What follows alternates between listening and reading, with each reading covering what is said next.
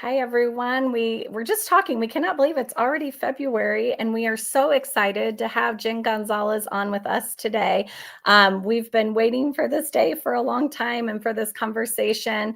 You probably know her best from Cult of Pedagogy, but she's involved in a lot. So, Jen, tell us a little bit more about your background. I know you're a lifelong educator, and then we'll get started. Well, hi. Thank you for the invitation and for having me. So super quick background. I was a middle school English teacher for about 7.5 years. And then I transitioned to the university level where I trained teachers for about 4 years. And then I learned how to make a website and I really loved it. And so I started to do what I was doing at the university level on Cult of Pedagogy, which I started in 2013, which I can't believe now it's been almost 12 years. And it's just grown and grown since then. And I have online courses now, and I have another separate website that does just technology related things, and a podcast with almost 244 episodes. So the threads are out there all over the place. You are doing amazing things and you are impacting educators everywhere. And we really have to thank Keep Indiana Learning for connecting us to you. We met you at MidCon about a year ago, and you gave this beautiful presentation that we're going to go through today. And I know that we just left thinking this is so important. This is the root of everything. Everything that happens positive in the classroom happens because there's this healthy classroom environment. And so we are so glad to further this conversation and hear a little bit more from you. You talked about these 5 pathways, and it's so important. The whole starting with you and building strong bonds, creating this academic safety, including all students, and refining your space. And so many of these things we could say, it seems so obvious, but how much time do we really take to dive into each of these areas? We say it's obvious, but are we really taking the time to going in and even looking introspectively at ourselves, right? Like, what are we doing to help create this environment? I know that when we saw your presentation, the part about student feedback really struck me, because as a teacher, you feel like you're giving kids feedback. Like, what do you think about this or that? But are you really giving them formal moments? Are you giving them time to electronically give you feedback more than just a passing comment? Are you giving them time to really give you thorough feedback on projects or how they feel about the classroom? So out of all of these things that fit under the start with you, if you could pick one that you're like, yeah, it's maybe not so obvious and something we really need to dig into, what would you say? They're all like equally weighted, but I could talk a little bit about the student feedback piece just because what you said is really, I think, the key, which is that I think a lot of teachers feel as if they are open to feedback, that they ask students, but I think that most students, especially because they're kids and we're adults, they don't feel safe giving us genuine, honest feedback. You're going to always have a few kids who will say everything that's on their mind. And, but there's a lot of other kids who have thoughts and opinions, but they will never share them unless we convince them that, not only convince them that it's okay, but also that maybe their feedback will be anonymous, that they can tell us what they think without us knowing who they are. And also that it's done in a sort of systematic, regular way. So just asking one time, maybe once or twice a year, isn't necessarily going to be quite enough. So one of the things that I talk about, or that I recommend, is doing anonymous surveys that can have specific questions, sort of like, I don't know. There's actually something that I came across recently called a semantic pulse survey through a company called Alpaca, where they, instead of giving like a rating scale, like a Likert scale, 1 through 5, they will actually give a whole bunch of adjectives and have the person taking the survey choose which of these describe how you feel today in this classroom. And these surveys are actually for teachers about their feeling about the climate, which is also a huge thing. But we can also be asking our students, here's 30 words. Pick out which ones really stand out to how you feel in our classroom most of the time and today. And then you can sort of drill down and investigate what's coming up for them. Do they feel safe? Do they feel relaxed? Do they feel a little anxious? There's all kinds of words, but then also open-ended questions like, what are some things you really like about our day in class? What are some things you'd like to see more of? What should we do a little bit less of? You know, if they're younger, you know, what things bother you about our class? Like, get as open as you can, and then you can follow up after that. Um, and I think the thing is for teachers is that we have to prepare ourselves to hear things we don't want to hear. Nobody likes negative feedback. Nobody. And so it's just, but we still have to find it out, because most of the time, the things that our students tell us are fixable problems. We just have to get past the point of, you know, not everybody thinks that I'm this perfect human being who does everything right all the time. So if we can do that, then we can find out all kinds of things, because every single classroom is going to have its own unique set of problems. You know, in one class, it could be that there is one kid whose presence just makes a lot of other kids uncomfortable. In another class, it could be that the teacher says or does things that cause problems, or that there are deadlines, or that there's a noise in the room, or it's too hot, or like there's just a million different things that it could be. So asking them regularly and making it anonymous, at least at first, until you can sort of figure out where the problems are, is important. I love all of that. Something else I'll say before I pass it to Elaine. Think about us as adults as well, how much we feel valued when someone asks for our feedback and then there's actually follow up. There's follow up, that The something follow-up gets is important. changed. I mean, something Yeah. gets fixed. We're so much more likely to continue to give feedback and feel really great about that environment if we know there's follow up. And so the kids feel the same way. They know we value what they're saying. We're not just taking a survey, putting it away, and checking off a box, but we're following up to say what you said matters. So we're going to work on this together. And then I think that supports such a positive community in the classroom. So I love everything you had to say. Elaine, I'm going to throw it over to you. Yeah, this next topic about building, bonds within your room. I'm a high school teacher. I have in a 7-period day, 6 periods, but I teach a project-based science class. And so for me, it is super important to be able to build bonds amongst my kids very, very quickly. And then it like hits semester and they jumble them all again and you got to do it again. And so I'm curious again, we got a lot of information here. What do you suggest about, or what little nugget in here about building those strong bonds amongst your kids? So the one that really out of this list has to do with building the bonds between them, because a lot of the rest of them have to do with the teacher-student bond. But the one that is the icebreakers, and I offer in the presentation, and there'll be a link to that, 3 icebreakers that over time I have found work really well to get students talking. They're missing a lot of the kind of like silly things that aren't a great fit for a lot of kids' personalities and don't really help you get to know them, and also get kids talking in more private spaces, kind of, instead of out in front of the whole group, and help them find things that they have in common with each other. And I would advise, a lot of times we do those at the beginning of the year, but they're so rewarding throughout the year also. And I think especially after the pandemic, we have just gotten used to being, super siloed and in devices. And a lot of our classrooms have gone more digital, which I think is great for keeping track of learning, but it's not good for socializing. And we really need to prioritize socializing when we have the kids together in the room. So the other thing on here that is not about the kids' relationships to each other, but I want to just explain it really quickly, is the 360 spreadsheets.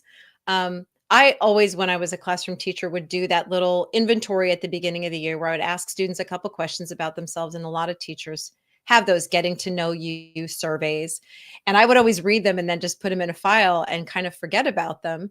And maybe I'd check them in April or something and realize there was all this stuff about the kids that I didn't remember that I had learned, because I knew them better as people at that point. So what I started to do later in my career, and then as even I moved into the college level, I started putting that information into a spreadsheet so that I had it all in one place, and then I could keep adding stuff that I learned about them over the year. Everything from like their favorite snack to if they had some interesting fact about them, or they had just gotten a new baby brother or a new pet, or someone in the family had just passed, like any information that would help me, hobbies, that kind of thing. And now that we have the ability with a Google form to just take those results and pop them right into a spreadsheet. I used to do it manually, but now you can have the kids take that little survey on a Google form and automatically have it in there. So I would really urge any teacher that wants to get to know kids well, to do that. It's especially helpful because I was always, I think a lot of us do this, just sort of habitually. I would talk to the extroverts because they would be up in my face all the time telling me all about their lives, and I wouldn't even notice sometimes the kids that would go days and days without any interaction because they didn't need anything and they didn't have a behavior issue. So I wouldn't get to know them. When you have a spreadsheet like this and you start to notice those big empty things, you realize, ooh, this is somebody I don't really know that well. I need to do that. So again, it's another system that you can put into place so that even though we have these intentions, we don't let things fall through the cracks. And sometimes I mention it like when we're doing activities or a math problem, I switch it to something I know it's of that particular student's interest and mention it in front, and they're just like, you remember that? Like, you know that about me? Yes. And it's like, yes, I do. And it just sparks some, additional joy for that student and safety. Yeah. Yeah. I mean, we all want to be known. Everybody wants Right. to be known. And so to have somebody remember some detail about you is just, it means a lot. Yeah, it does. And so new topic, kind of switch here. The thing that jumps out at me at this, and you can talk about whichever part you want, is teaching students how to ask questions. This year we have an initiative at our school. We got a grant to get Magic Student AI, and I have found my kids ask the bot really good questions. They don't often like we said right at the start, they don't like to put themselves out there. And a lot of times they don't like to ask me the question. I don't know whether it's just because they think they'll be embarrassed or they're worried, well, this may be stupid, but they'll ask the AI. And I've told the ladies, I cannot believe how good of questions they have inside, but how do we get them to bring that outside and share? So the broader topic, I guess, of the whole slide has to do with this idea of academic safety, that a lot of times our students don't get the help they need because they don't either know how to ask for it or are not comfortable asking for it. They're afraid that they're going to get in trouble if they say they don't understand something. And these are kids that haven't ever gotten in any trouble, but maybe they saw another kid get disciplined for asking a question. And a lot of times I'll use the example of a class is lining up for lunch and a student says, oh, can I ask a question about blah, blah, blah. And the teacher, who's just trying to get them to lunch, might snap at the kid and say, not now. And everybody else says, ooh, it is not okay to ask questions. Like sometimes they will misinterpret situations, but even younger kids, adolescents would be absolutely, I'm never going to embarrass myself ever. But even younger kids learn at a pretty early age, oh, you're going to be humiliated if you ask the wrong question. So the risk taking gets lower and lower for most kids. So we have to and that's what a lot of the stuff in this section of the presentation is about. It's about communicating to your kids and setting up systems with them so that they know how to ask for help and also believe that it is welcome and wanted that they ask for help.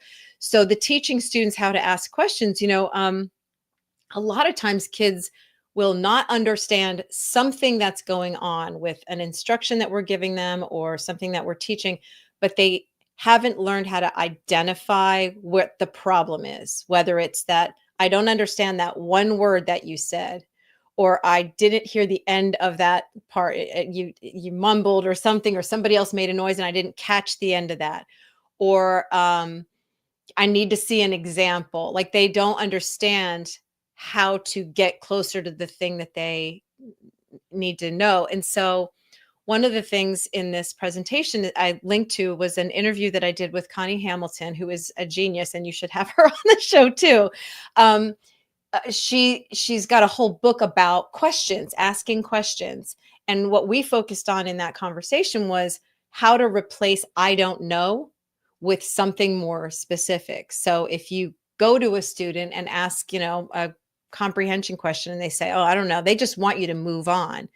But what we want is to give them other alternatives that actually describe what they need at that moment, whether it's that, can I have more time to think about it? Or I'm shy, I actually do know the answer, but can I just tell it to a small group? Instead, there could be a dozen reasons for what that I don't know actually means. And so giving them question stems and examples of what it looks like and making it part of that classroom culture to not only know how to phrase the question, but to be comfortable admitting when you don't know something and really being like rewarded for that as opposed to shamed for it.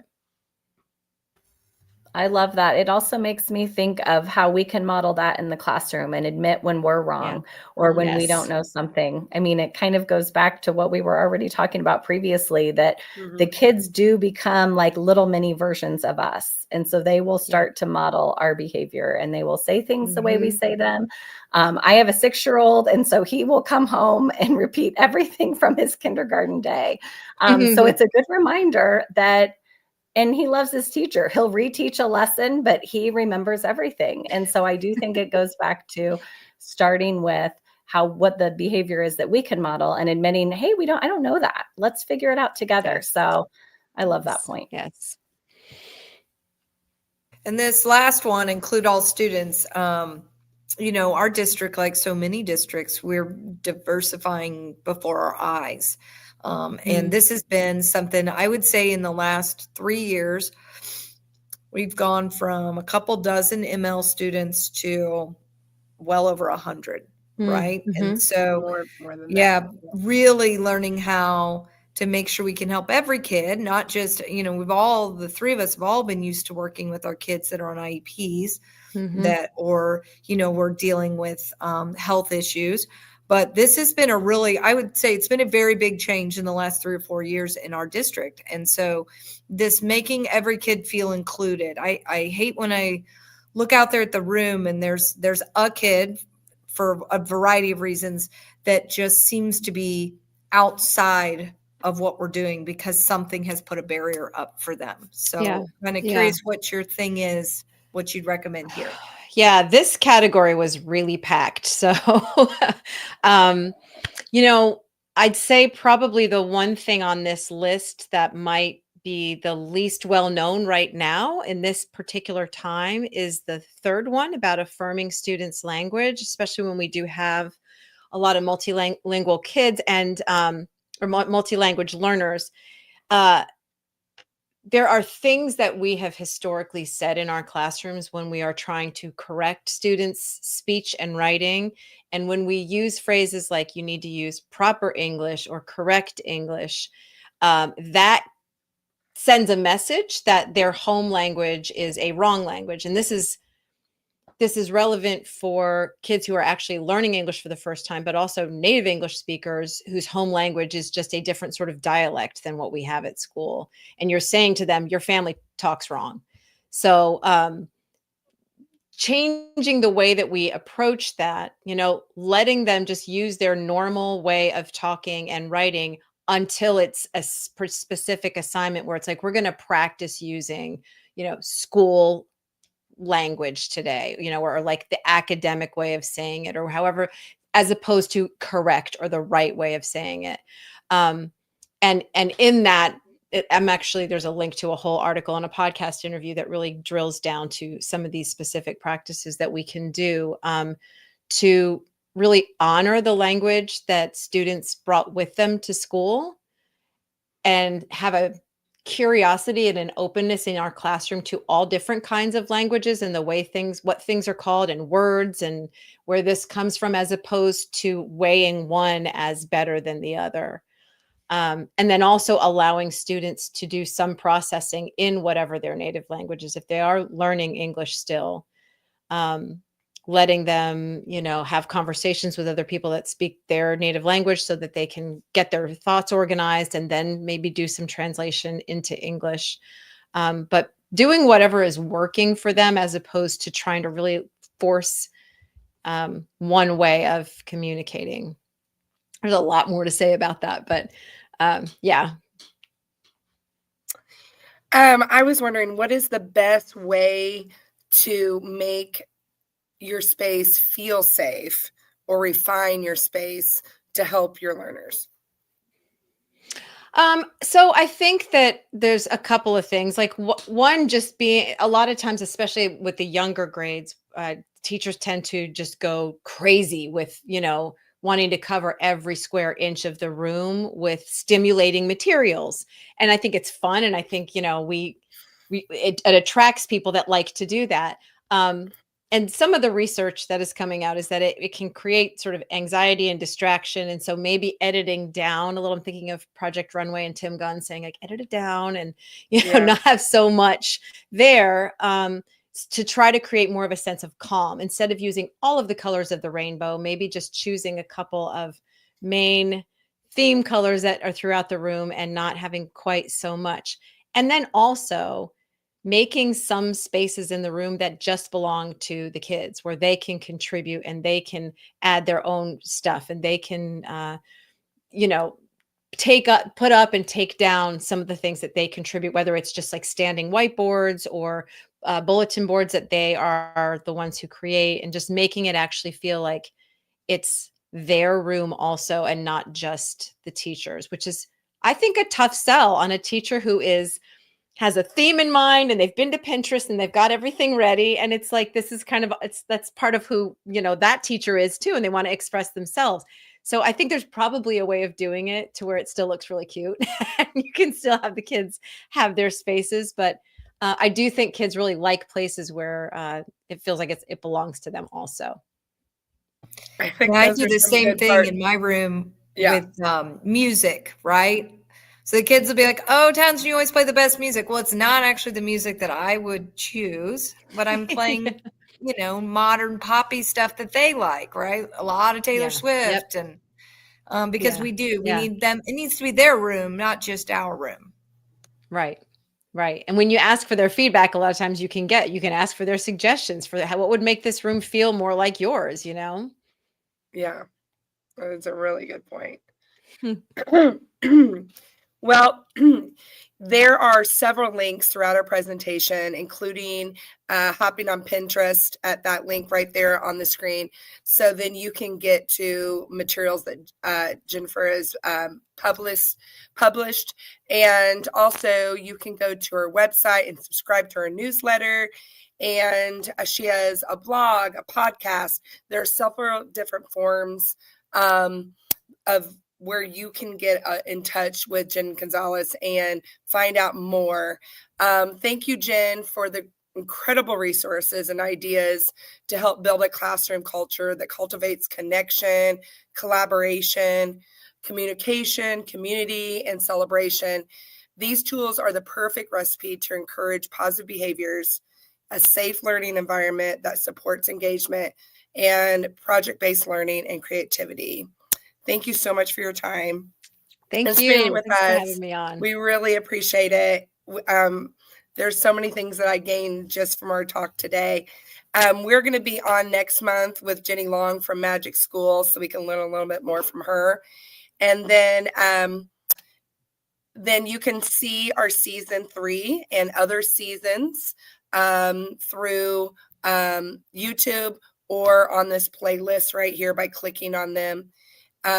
So we have so many great friends coming on, like Andy Knieven and the Merrills with their new book. So we're looking forward to that coming up in April and May as well. So thank you for joining us. We like to connect with you. So please give us any feedback that you can, and that way we can make our presentations just that more enjoyable for all of you. And then we can provide something that you may want to learn from. And then continue to connect with us. We want to grow, and we would love to learn more from you, or to just ideate and think of new ideas. Again, don't hesitate to go back through the presentation and click on the links, so then you can find out more of the great ideas and resources that Jen Gonzalez was able to give us today. Thank you for being with us, and you know who we are. YaySTEM! Thanks, Jen. Thank you.